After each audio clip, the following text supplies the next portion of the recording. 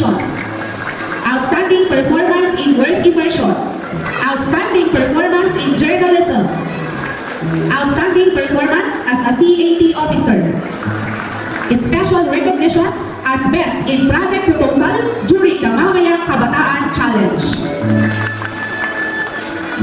Loyalty Award.